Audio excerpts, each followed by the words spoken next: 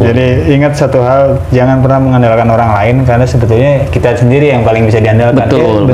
Dia jalannya kayang, cuman kepalanya tuh kebalik. Jadi kepalanya masih normal, cuman kondisi badannya kebalik. Oh, serem bilang, Bang, katanya salah satu teman kamu bahkan aja jadi tumbal. Sosok tapi mukanya tuh kayak meleleh gitu loh, Bang. Oke. Tapi sebelah kiri ya, sebelah kirinya banget tuh pas kena air, baunya dia kayak kena cepretan air, terus kayak apa sih, kayak meleleh terus kelihatan tulang.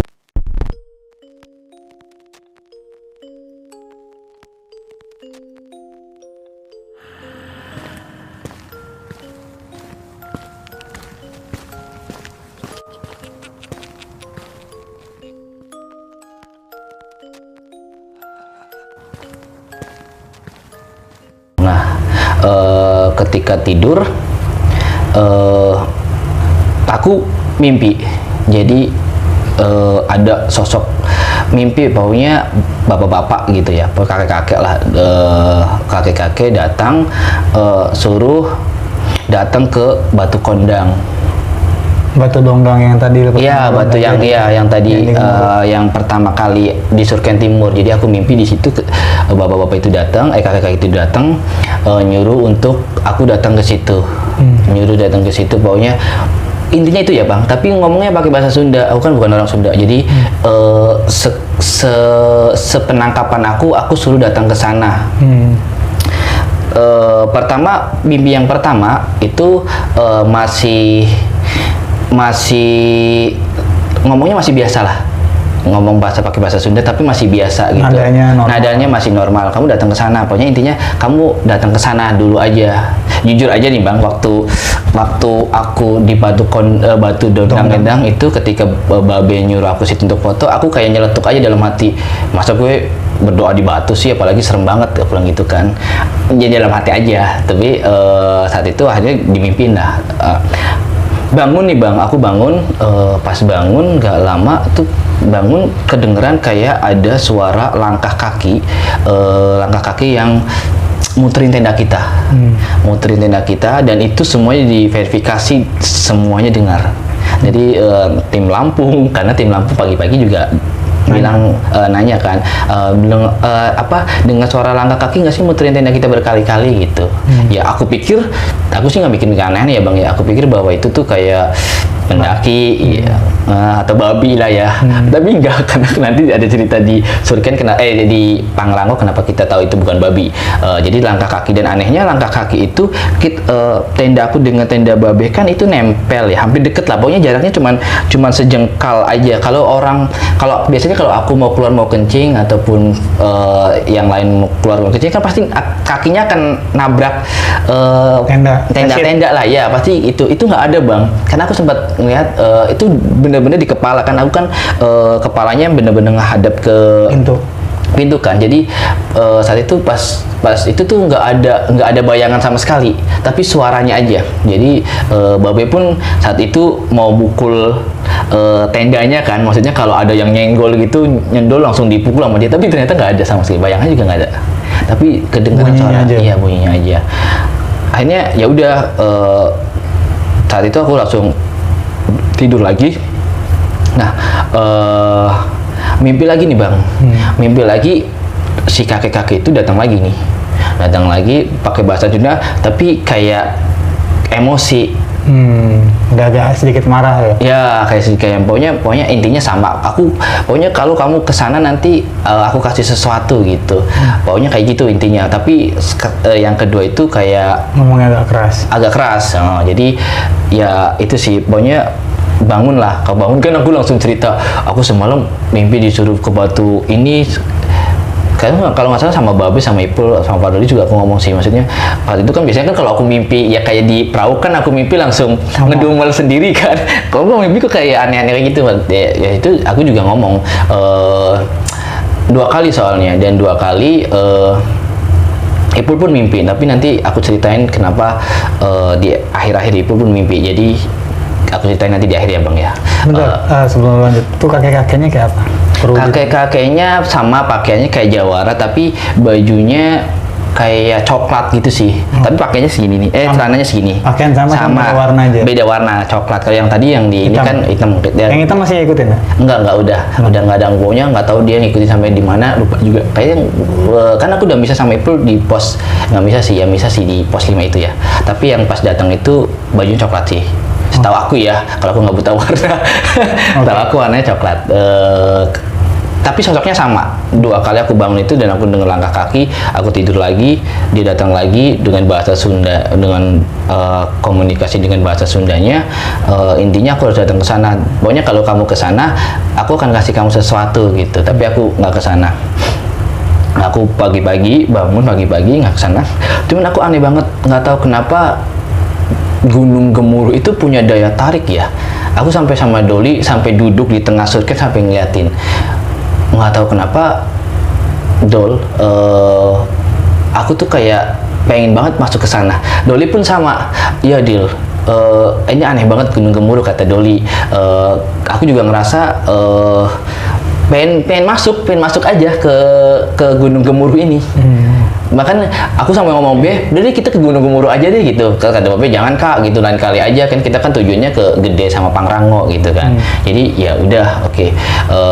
Ya udah deh kita mungkin lain kali gitu. Tapi jujur aja saat itu ketika bangun aku nggak punya hasrat sama sekali untuk ke Gunung Gede. Maksudnya ke puncaknya ya Bang ya, ke puncaknya Gunung Gede. Justru pengen ke puncak Gunung Gemuruhnya.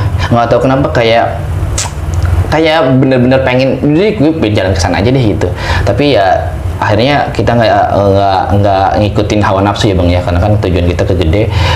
Packing lah kita Bang, packing semuanya packing dengan kecuali teman Lampung, karena teman Lampung kan nggak lintas ya Bang ya, nggak lintas. Kalau kita kan lintas ke Pangrango, jadi kita packing semuanya jalan normal-normal aja sih. Kalau pagi ya siang ya pagi ya normal-normal aja, kita bikin video, kita bikin konten dan segala macam.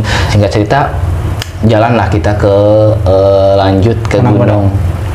Ya, Kandang Badak kita tuh ke Kandang Badak ya masih normal. Ya udah sampailah kita ke Kandang Badak. Akhirnya ya udah normal kita pas malamnya tidur diindus tuh sama babi. Aku sampai bangun ke diindus kan, kepalanya itu kayak dibaptis jatuhnya. Dibaptis sama babi gue. Ya udah astagfirullahaladzim. Jadi aku sampai dol babi dol gitu kan. Terus kata Babe nggak apa-apa Kak Dilan, udah aku usir gitu kan. Coba bohong banget, suaranya masih ngos gitu kan. Nah di situ aku nggak tahu kepikiran aja sama Pak Doli, Dol berarti waktu di Surken itu bukan babi ya Dol yang muterin tenda kita, karena kan kalau babi langkah nggak kedengeran langkah tapi suaranya aja kan ngos gitu kan. Ya pokoknya napasnya kedengeran gitu kan. Berarti yang waktu di Surken bukan babi gitu. Yang muterin tenda kita bukan babi, karena itu kayak langkah kaki. Kalau babi itu ada napasnya kan, kalau waktu di Surken itu nggak ada napasnya sama sekali. Tapi bunyinya ya kalau babi kan ada siluetnya juga kan, maksudnya di dari tenda tuh kita kelihatan. Karena kan kita di bawah lampu nih Bang campnya. Campnya di bawah lampu jadi kelihatan sih, agak kelihatan. Oke, jadi yang di SK di apa namanya Kandang Badak itu udah ada panel surya. Iya betul, ada lampu, jadi udah terang. Kalau bingung ada lampu di gunung, ada. Jadi di Kandang Badak itu ada panel surya. Iya itu. Oke, ada panel surya, ada lampunya. Kan aku baru jadi aku nggak tahu. Iya betul. Tapi di Kandang Badak ya paling serangannya babi dan ya rakyat jelata. Ya itu tadi kayak kuntilanak, setan mainstream. Iya setan mainstream. Tapi nggak apa-apa sih, nggak ganggu kita. Nah lanjutlah kita ke Gunung Pangrango nih. Entah. Berarti summit pagi tuh. Summit pagi, kita panggil jam 6. Di situ kayak lihat nggak tahu kecil banget segini nih.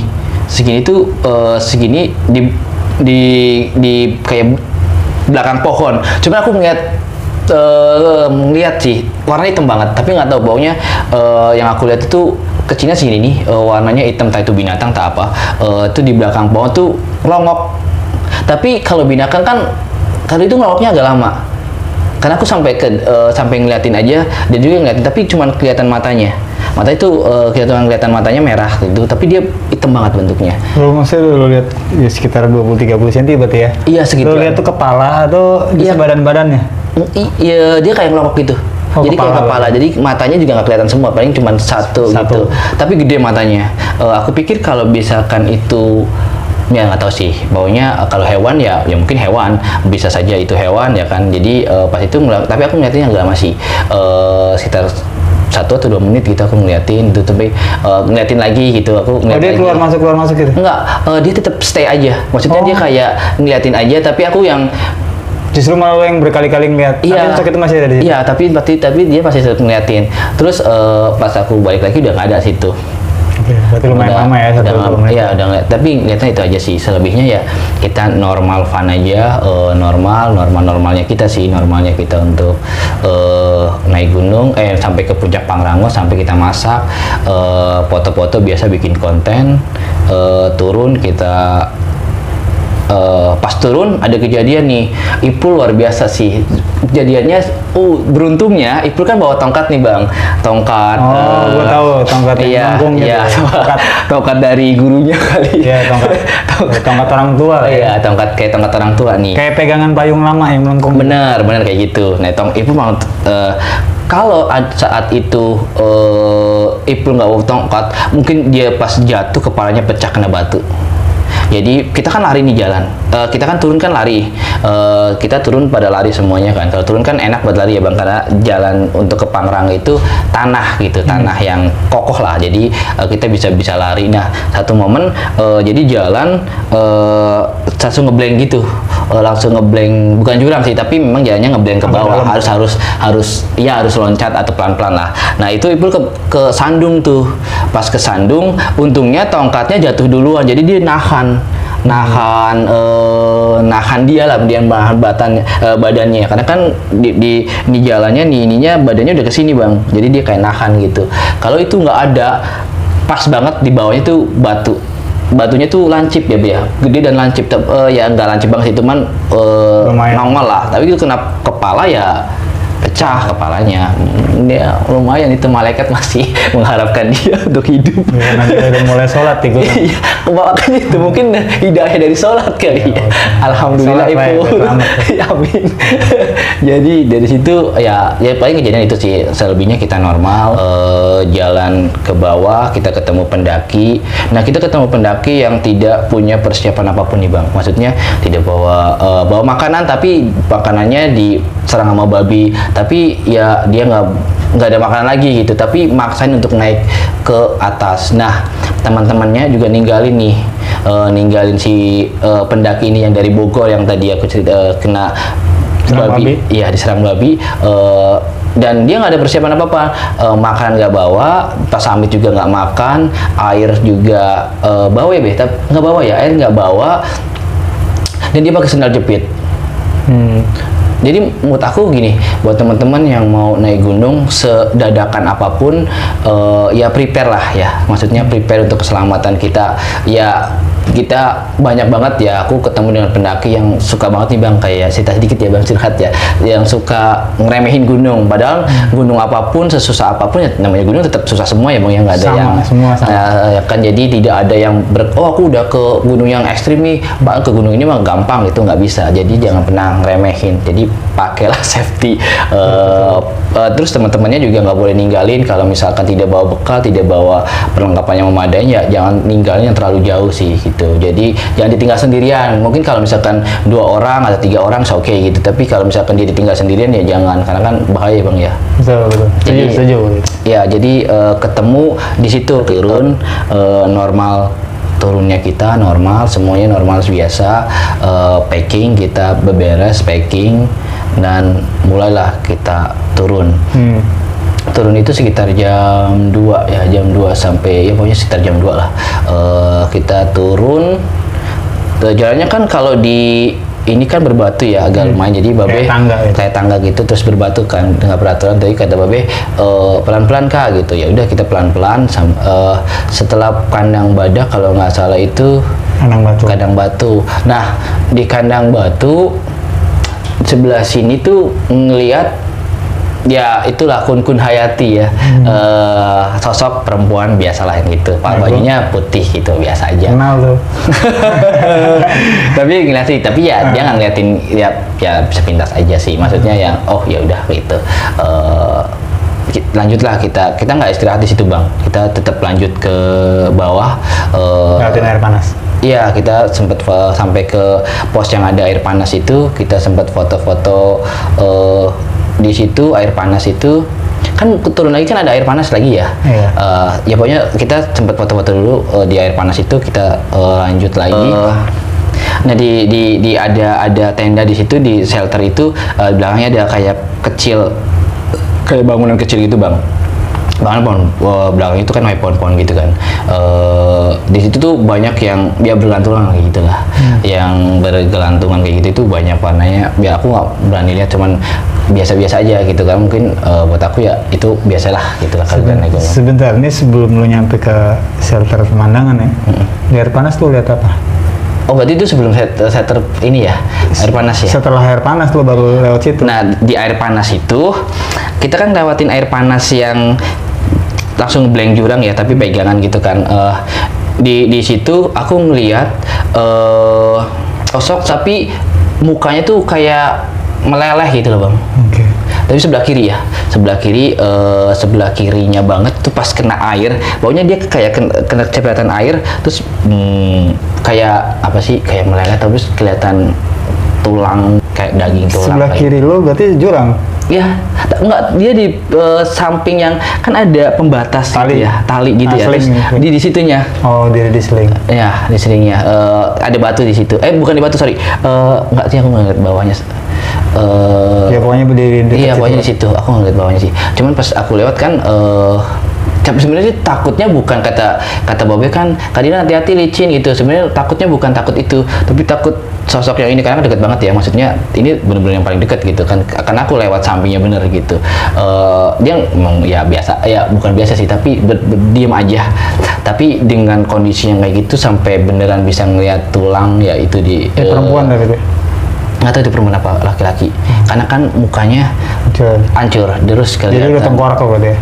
Hampir kayak, tapi ada daging-dagingnya bang, masih ada daging-dagingnya. Terus baunya meleleh lah, itu kayak ngeri banget sih. Ya lewat aja segitu, terus kita sempat foto, masuklah, ya ketemu situ tadi yang ketemu kandang. Iya, di situ aku sempat nyeletuk, kalau nggak salah tuh aku naik ya kan ke. Iya kan, jadi nyebrang naik dikit kan? Naik dikit. Nah di situ tuh aku sempat dalam hati ngapain sih ngikutin mulu gitu, karena ada yang ngikutin gitu. Terus nggak lama dari situ kakinya kesleo.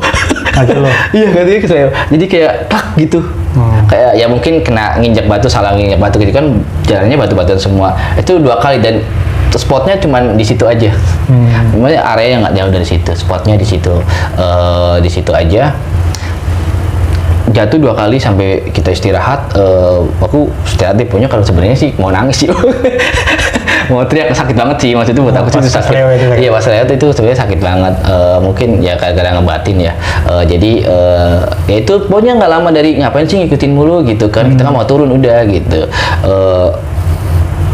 Nggak lama dari situ langsung klek kakinya. Jadi kita sempat istirahat tuh, istirahat dulu, bangun lagi, jalan lagi. Nggak lama dari situ kesleo lagi, jadi kaki yang sama mungkin karena masih cedera dipaksa jalan, kesleo lagi gitu. Nah di situ mulai Ipul pakai tongkat saktinya mukul-mukul carrier kan, gue bawa carrier gue kan. Maksudnya Ipul ngapain mukul-mukul carrier, tapi aku tahu sebenarnya kenapa Ipul mukul-mukul, aku tahu. Jadi Ipul juga saat turun itu ada yang nempel juga, ada yang ikut lah. Tapi aku nggak pokoknya hitam aja sih aku ngeliatnya. Aku ngeliatnya hitam aja, tapi nggak tahu itu sosok jelasnya apa. Mungkin tanya Ipul ya, tapi aku lihat hitam. Ipul sambil mukul-mukul kayak gini, dibukulin, turun kata Ipul kayak gitu kan, sambil jalan lah. Fadoli ya seperti yang dibilang, Fadoli juga karena memang Fadoli yang dari awal sepertinya diikuti ya bang ya. Aku nggak ngomong Fadoli, mungkin Fadoli yang lebih banyak diikuti lah saat itu. Jadi pas turun Fadoli juga nempel, tapi menurut aku Fadoli yang paling serem sih. Fadoli yang paling serem. Nggak tahu kenapa Fadoli paling serem. Mungkin karena ngeluh kali ya. Nggak tahu sih ya Dul, sorry ya Dul. Mungkin nanti gue akan ceritain versinya Fadoli kan tadi telepon tuh. Oke.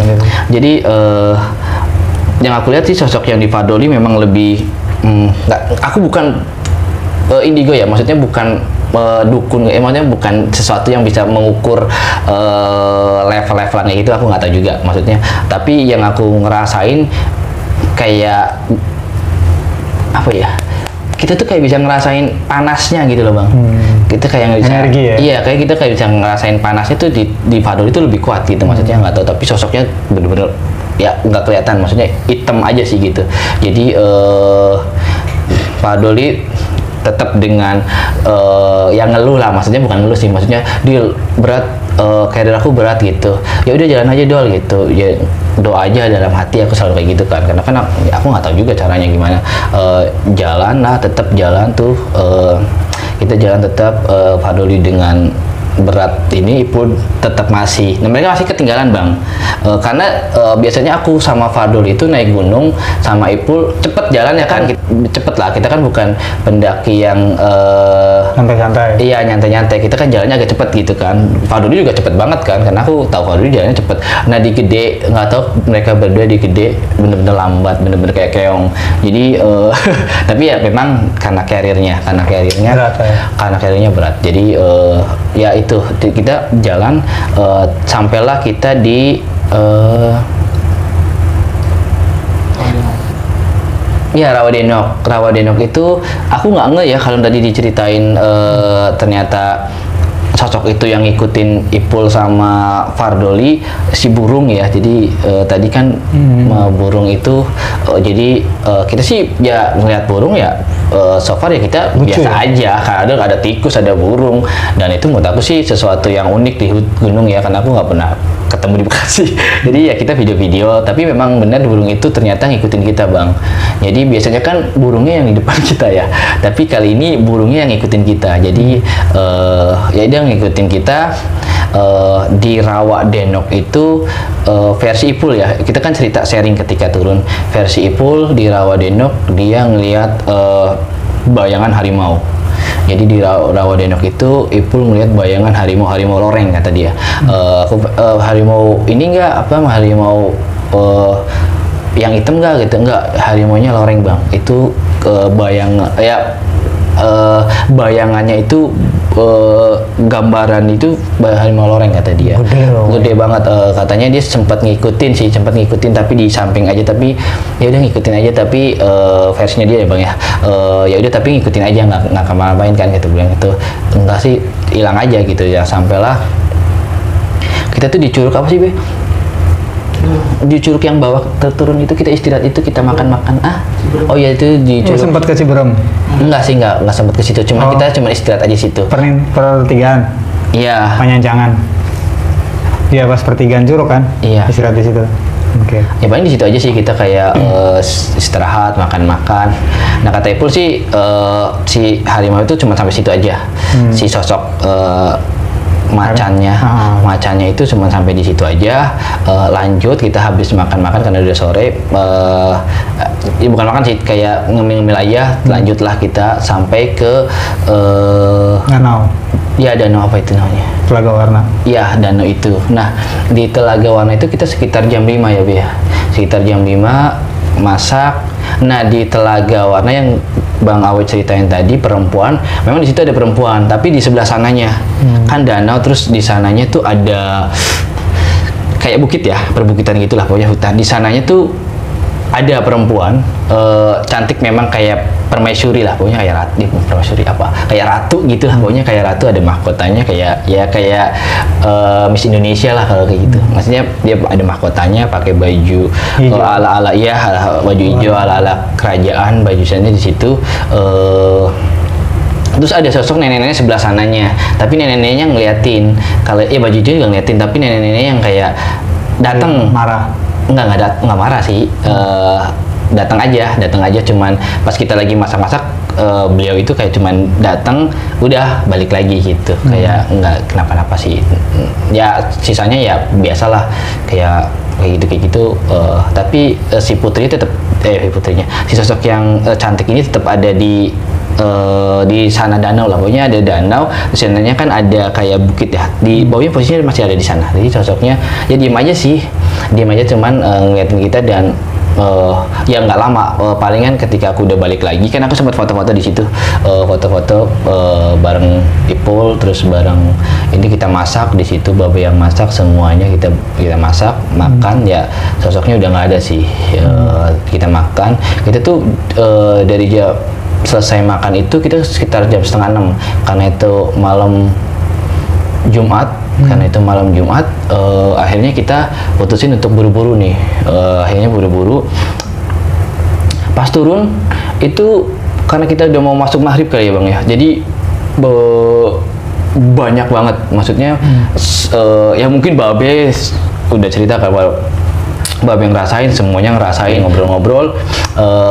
Kita sambil tengok kiri kanan karena banyak ya yang harus banyak. Bahkan Babe, Ipul, Doli tetap masih ngikut. Si Carry itu berat masih ikut, bahkan sampai ke base camp itu masih ngikut si Doli ya. Jadi turunlah kita sampai ke pos. Gak ada kejadian sih, cuman ya nongol aja kayak gitu cuman ya karena mau masuk maghrib udah wilayahnya mereka dan udah masanya mereka keluar mau maghrib ya katanya ya Bang. Jadi ya udah kita sampailah di pos Pangrango nih. Ya udah kita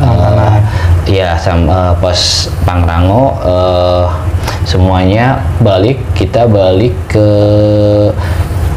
base camp lah. Ke base camp putus kita jam berapa? Jam 8 sampai jam 9 lah.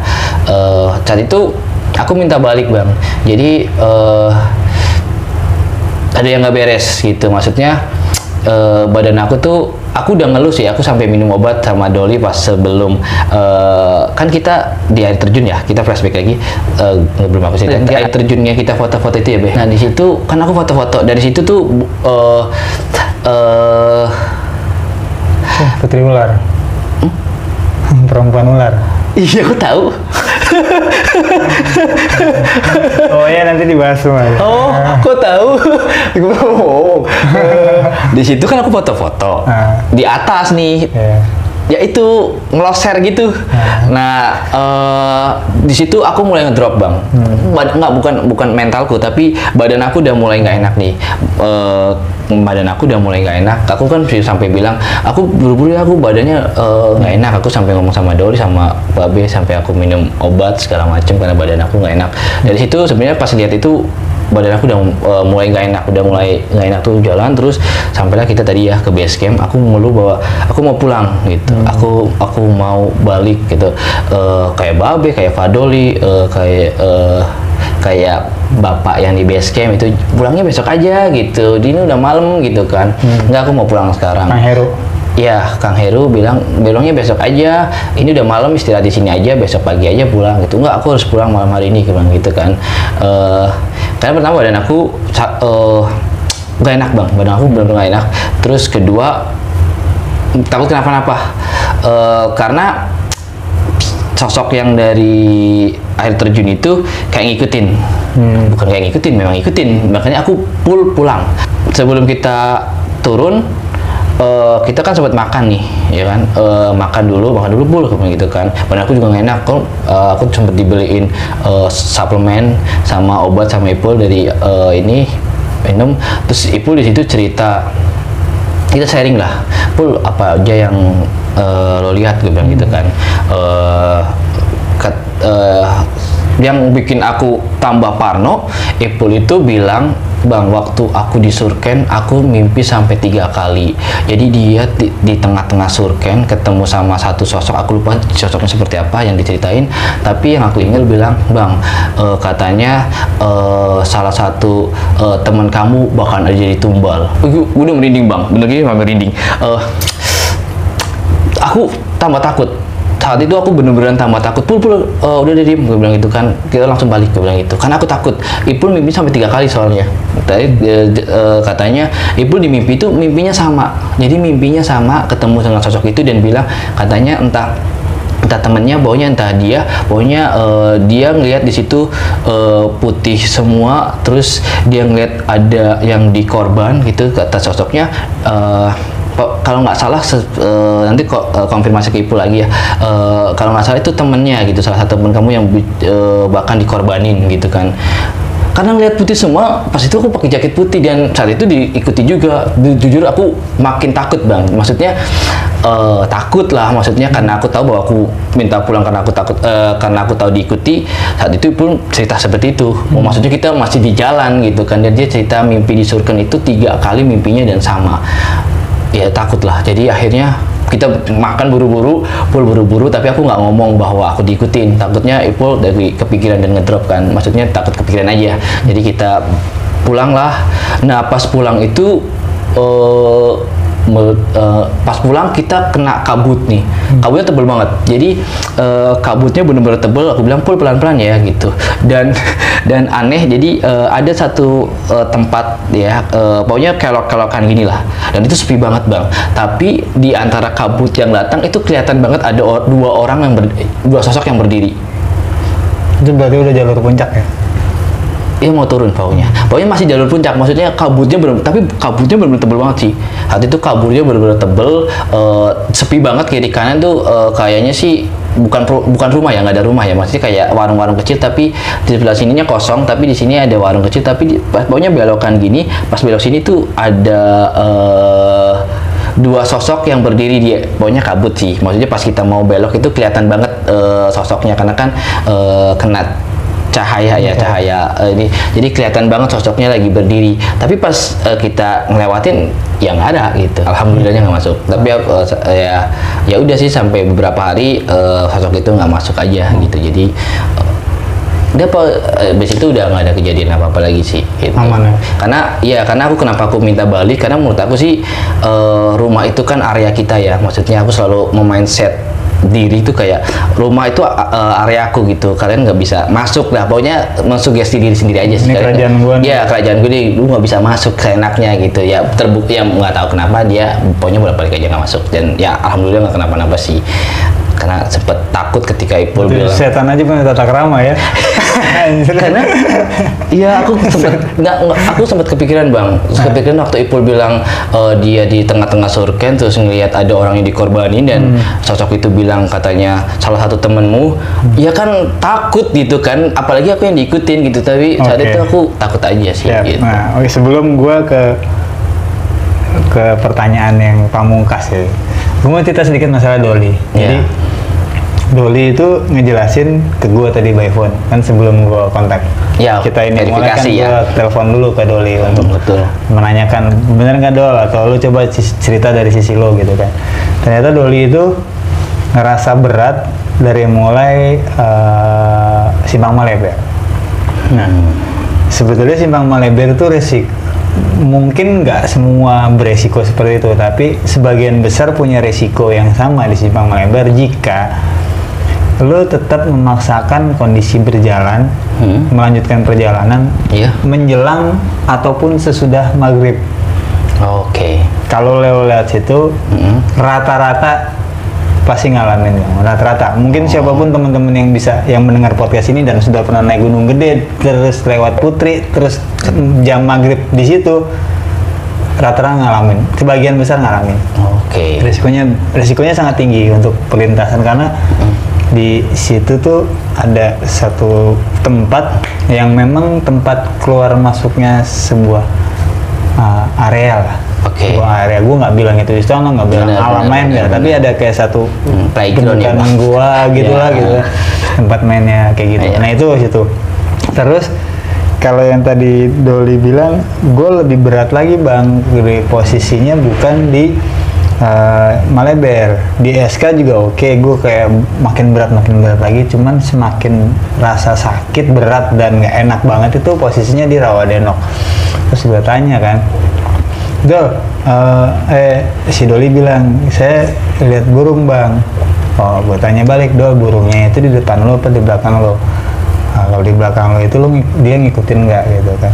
Iya bang, terus dia share videonya burungnya ke gue. Iya, memang ngikutin betul. Bang Dol, itu kalau dari Rawadenok biasanya kalau si burung itu ngikutin, biasanya kalau burung itu ngikutin, itu biasanya ada yang nempel di sesuatu lo, di badan lo, segala macam, entah salah satu dari lo lah. Terus gue tanya, beratnya kayak apa? Pokoknya risih banget bang, itu berat seberat-beratnya, pokoknya nggak enak banget, hawanya panas lah orangnya kan. Gue bilang itu lebih ke, jadi di Rawadenok tuh tempatnya, kalau gue nyebutnya apa ya, kuntilanak atau apa. Jadi Kun Hayati. Kuntilanak kayak bencong gitu, gimana sih? Kuncong. Kuncong. Jadi Ya Tuhan, sosoknya ada kayak itu. lebih ngebentuk ke laki-laki. Oh, Dia bentukannya lebih maco ya tuh kuntilanak. Seperak. Ya? Oh ya, muscle ya. kurus tapi masalah gitu. Masalah. Dia jalannya kayang, cuman kepalanya tuh kebalik. Jadi kepalanya masih normal, cuman kondisi badannya kebalik. Oh, serem jadi banget. melintir. Nggak lihat si amit-amit ya, naujubillah Nah itu, jadi emang itu jahat banget. Memang itu jahat banget. Oh, amit-amit nggak lihat sih Nah, itu. terus kalau yang tadi bilang si Ipul bilang ngelihat bayangan harimau di Rawadenok. Jadi ini cerita teman-teman dari GPO ya, teman-teman dari relawan atau volunteer Gunung Gede, bahwa kenapa itu disebut namanya Rawadenok? Memang dulu tempat minumnya harimau.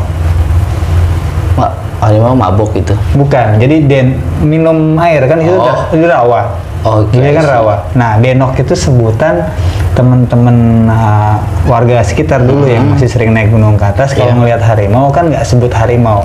Oke. Denok itu disebutkan untuk si nama harimau itu denok. Oke. Jadi rawa denok itu rawa tempat harimau minum.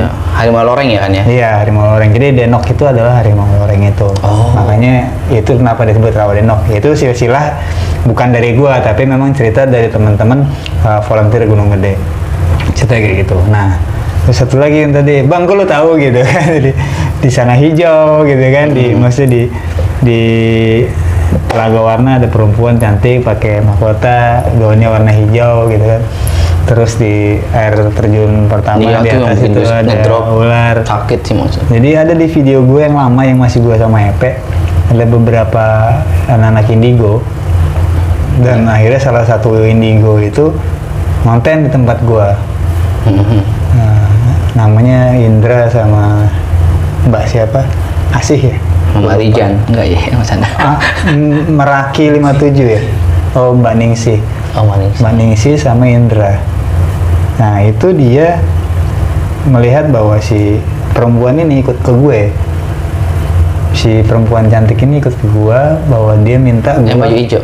Iya, ikut untuk bisa menikah lah di sana. Gua gitu sama si putri warna hijau ini gitu. Nah, kalau misalkan si yang ular itu juga ya sama, dia pun ikut ke gua. Jadi dua perempuan ini bukan perempuan yang sama, perempuan yang berbeda, iya, tapi beda, dengan jenis yang sama. Gitu. Nah, itu dua-duanya bisa bergantian, kadang yang ini muncul, yang ini muncul. Nah, makanya gue tahu di situ ada si ular. Kalau di situ nggak tahu wujudannya apa, tapi sebetulnya ular juga. Wah, pada saat muncul kemarahan, muncul marah, dia ngerasa nggak nyaman sama apa yang gue lakukan atau apa, itu biasa berubah jadi menyeramkan, bercaling gitu kan, terus lidahnya jadi lidah ular dan ekornya tuh sampai berapa ratus meter gitu. Ini bukan gue yang cerita, bukan gue yang cerita, tapi beberapa anak-anak indigo ceritanya sama. Si indigo A, indigo B, indigo C gitu, indigo D menceritakan dengan sosok yang deskripsinya mereka sama gitu. Artinya gini, misalkan lu indigo, lu lihat di gua ada A, ada si A gitu, terus ada si indigo lain lihat gua di sisinya ada B gitu kan, berbeda. Tapi kalau ini ada beberapa indigo yang melihat saat itu sama. Nah, sedangkan gue sendiri nggak lihat apa-apa gitu. Iya, betul. Gue sendiri nggak lihat apa-apa gitu. Mungkin aja bisa jadi yang lo bilang perspektifnya dari mereka masing-masing aja gitu. Mereka bayanginnya apa, munculnya itu. Kalau gua ya memang nggak lihat apa-apa kan, gitu aja sih. Betul. Nah, itu sih kan makanya. Nah, cuman yang jadi masalah adalah lu tadi bilang di awal udah disclaimer nih kan, bahwa lu adalah bukan sosok indigo gitu kan. Iya. Tapi kenapa semuanya lu bisa lihat gitu? Dan seolah-olah lu bisa komunikasi. Apakah ini salah satu bentuk gift yang sebetulnya memang lu punya tapi lu nggak mau ngakuin gitu? Lu maksudnya gini nih, kan banyak orang yang hanya baru bisa melihat 1-2 kali, dia sudah melihat atau menyebut atau mentasbihkan dirinya adalah seorang indigo. Tapi lu kan dengan background pendidikan yang sudah sangat tinggi gitu kan artinya akan berbanding terbalik. Iya. apalagi lu psikologi kan, artinya lu sebetulnya lu punya gift itu, tapi secara pendidikan lu di bidang psikologi gitu, jadi segala sesuatunya pasti dibandingkan secara ilmiah kan. Iya gitu. betul. Kayaknya nggak gini nih, dicerna. Jadi soal menurut gua lu tuh sebetulnya ya lu tuh indigo, tapi karena basic pendidikan lu tinggi di sini, lu pasti berpikir berkali-kali lipat. Iya. Berkali-kali lipat, ini kayaknya nggak mungkin, ini nggak masuk logika, ini nggak mungkin nggak masuk logika, ini gini, kayaknya ini sifatnya ini kan dibandingkan dengan keilmuan yang lo terima. Iya betul. Menurut gue sih itu, tapi ini sih lu oke atau enggak, lu coba aja cerna sesekali lu cerna, sesekali lu coba menerima. Maksudnya coba menerima tuh, coba deh gue sih kayak apa, coba komunikasikan aja. Kalau emang bentuknya oke, lu bisa komunikasikan, ya berarti emang lu punya gift. Menurut gua kan itu bukan sesuatu yang salah. Siapa tahu aja bisa bermanfaat di bidang keilmuan lu kan gitu. Udah mau dokter kan sekarang? Udah mau dokter, Bapak Dilan ini mau dokter loh. Jadi amin. lihat bentukannya gitu. Kalau lulus ya kan. Kalau lulus ya mohon maaf. Ya, doain aja. Iya. Jadi sekarang ya anggaplah hiburan. Iya, kan hiburan. Jadi lulus syukur, nggak dapet ya bodo amat. Nggak dapet udah. Tapi ya mudah-mudahan lulus lah. Amin. Pokoknya intinya tuh kan. Jadi keanehan. Tapi ada nggak si Ardoli sama si siapa namanya Ipul nih? Dia ada kelakuan atau membawa sesuatu atau apa nggak? Ipul masih tetap bawa yang kayak di Cermai ya. Yang di Cermai itu kan dia bawa benda kayak macan gitu. Ya, bawaan dulu sih Ipul. Iya sih, emang si Dakjal. Ya Allah. jadi Ipul sama Doli, ini kenapa gue ngomong juga, kenapa tuh anak berdua lagi? Waktu ke Selamat terakhir tanggal 24 Mei kan kita. Mei apa Juni sih kita? Mei. 24 Mei kan? Yeah. 24 Mei ke Selamat. Saksinya ada Kak Leni kalau nggak salah. Terakhir itu orang pada tidur, gue belum. Terus gue tanya ke mereka berdua, lu kenapa nggak pada tidur? Nggak bang, gue pengen ngomong katanya. Si Doli. Pas turun? Udah di base camp. Oh, ya kan. Doli pengen ngomong, Ipul pengen ngomong. Ya udah lu ngomong aja berdua. Akhirnya Kak Leni nggak jadi tidur, bangun lagi. Lu mau ngomong apa sih? Gitu kata Kak Leni. Lagi Kak Leni denger horor, heboh. Ternyata si Ipul dan si Doli ngelihat gua masuk ke satu area, terus gua berhenti gitu kayak di situ gitu. Tuh guanya sendiri nggak ngeh. Apakah gua begitu atau enggak gitu ya. Tapi yang jelas mereka berdua melihat sebuah perkampungan lah di sisi kanan dan kiri. Oh iya. Cuman menurut mereka sisi kanannya rumahnya lebih banyak, sisi kirinya lebih sedikit. Betul. Dah, cuman itu aja. Dan itu dua-duanya. Dan mereka mendeskripsikan rumahnya, dia, Doli, Ipul, dan gua deskripsi rumahnya sama. Berarti nggak halu ya bang? Berarti oke, bertiga kan gitu. Oh ya bisa. Oke deh kalau gitu. Karena gua nggak ngomong, karena kalau gua ngomong si Awe ngada-ngada lagi kan, iya, mending gue diem kan. Benar. Ya, gue diem. Karena mereka nggak pernah naik gunung sih. Jadi mereka aja sendiri. Mereka duluan ternyata yang ngelihat gue masuk ke satu tempat, terus habis gue keluar dari situ, gue jalan lagi, barulah si Ipul sama Doli ngelihat. Nah mereka akhirnya nggak berani ngomong di atas, mereka ngomong di bawah. Kayak gitu. Tapi Selamat memang luar biasa sih ya. Apa? Iya, Selamat luar biasa. Selamat luar biasa. Selamat selalu luar biasa. Oke Lan, pokoknya pesan moralnya banyak banget dari Dilan cerita. Iya. Satu ya, yang tadi yang penting lah ya, kalau misalkan naik gunung ya harus SNI lah, Standar Nasional Indonesia. Ya harus itu. Kebutuhan standar pendakian secara logistik, secara perlengkapan harus tepat guna lah. Betul. Dan kita nggak bisa ngandelin pendaki lain ya. Mohon maaf, maksudnya banyak orang berpikir bahwa ya naik gunung pendaki baik, oke bener, tapi bukan berarti lu nggak bawa persiapan apapun gitu, tidak membawa makanan yang cukup, tidak membawa perlengkapan yang baik gitu. Ya kejadian apapun di gunung bisa terjadi ya bang ya, bahkan dengan kita yang sudah safety dengan logistik yang cukup pun kita bisa kejadian. Betul, jadi ingat satu hal, jangan pernah mengandalkan orang lain karena sebetulnya kita sendiri yang paling bisa diandalkan. Betul banget. Oke, itu pertama. Terus kalau bawaan mending tinggal lah gitu. Kalau yang nggak sanggup tuh, gitu. dengerin lo. Kalau yang nggak sanggup ngurusnya gitu kan, ngadepin hal kayak gitu, mending ditinggal aja, jangan. Kayaknya buat ukti deh bang. Ipul bawa kayak gituan buat narik ukti. Oh, ya, nggak ada ukti di gunung. Ada, kemarin ketemu ukti bang. Kalau kecuali naiknya Sabtu Minggu ukti banyak. Kalau naik Selasa Rabu Kamis Jumat ya jarang lah ukti. Gitu kan. Teman-teman, pokoknya apapun yang disampaikan sama Dilan hari ini, mudah-mudahan kita bisa ambil hikmah baiknya, gitu kan. Baik buruk kita bisa ambil. Kalau misalkan ada yang kurang, ya komen aja lah. Kira-kira kurangnya apa? Iya. Oh, ngobrol-ngobrol santai ya. Oke, ngobrol-ngobrol santai mungkin ini. Soalnya udah agak kaku gue kan ngomongin horor kan. Iya, ya kemana aja bang? Kemana aja?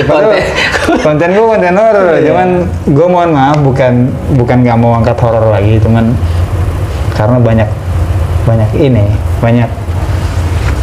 gue akhirnya agak cerita nih. Ya, silakan. Gue ada beberapa. Curhatin aja bang. Kita sekarang ganti acara gibah. Iya, jadi gue ada beberapa narsum. Iya. Ada mungkin 12 atau hampir 11 sampai 13 orang yang bercerita tentang horor gunung. Bercerita kebetulan ini mah ya, gunung itu gue tahu. Artinya celah-celahnya, seluk-beluknya gue tahu gitu kan. Pada saat dia bercerita, wajar dong kalau gue tanya, oh sisinya sininya sini. Ternyata pada saat dia bercerita dengan apa yang gue tanya itu hasilnya selalu beda jawabannya. Jadi kayak kalau orang bohong gimana sih, habis ditanya A selang berapa kemudian jawabannya B. Bener. Gitu kan. Jadi kok ini beda ya, penjelasannya beda sama yang tadi dia ceritain. Jadi apa ya, lebih mendramatisir ceritanya, agak lebih serem segala macem. Dan akhirnya 13-13-nya itu gue nggak upload karena menurut gue sekarang udah banyak drama, banyakan menonjolkan sesuatu yang menyeramkan sekali gitu kan. Nah, sesuatu yang menyeramkan sekali agar daya tarik penonton semakin banyak, cuannya semakin gede. Cuman buat gue nggak fair, karena secara edukasi dan apa ya, secara edukasi buat teman-teman penagih gunung itu kayak nggak real. Betul.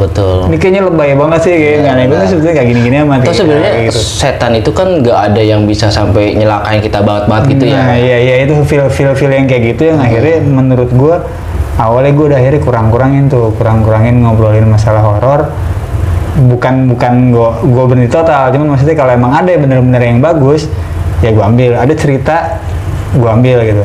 Kenapa cerita gue nggak terlalu serem sama cerita-cerita teman-teman yang lain gitu kan? Ya banyak yang serem juga, cuman gue lebih nggak upload kalau tidak relevan. Oke. Maksudnya tidak relevan itu lu nggak masuk akal. Nggak masuk akal gini, kalau misalkan sampai ceritanya pun menyeramkan, tapi begitu ditanya dia jawabannya juga masuk akal sama, oh ini nggak ngaco nih, jawabannya sama. Itu oh ini bener nih anak ngalamin, baru gue upload. Iya. Cuman kalau misalkan enggak, gue nggak upload, dan gue lebih sering nemuin yang enggak. Oke. Gitu. Jadi ya itu teman-teman. Jadi silakan menikmati, walaupun itu hanya sebuah hiburan. Betul. Buat gue sebagai pemilik konten, gue punya tanggung jawab besar. Betul. Perkara gue penontonnya sedikit kayak sekarang, gue bodo amat. Tapi yang jelas gue tidak menyampaikan sesuatu yang tidak benar gitu. Gue sampaikan apa yang real. Perkara itu serem atau tidak serem, tapi bagi yang punya pengalaman itu serem. Iya loh. Ya gue nikmatin saja gitu. Setidaknya teman-teman yang nonton tidak menikmati, tapi gue menikmati. Kalau ada teman-teman sebagian yang menikmati, ya udah kita bareng-bareng nikmatin. Banyak atau tidaknya itu masing-masing.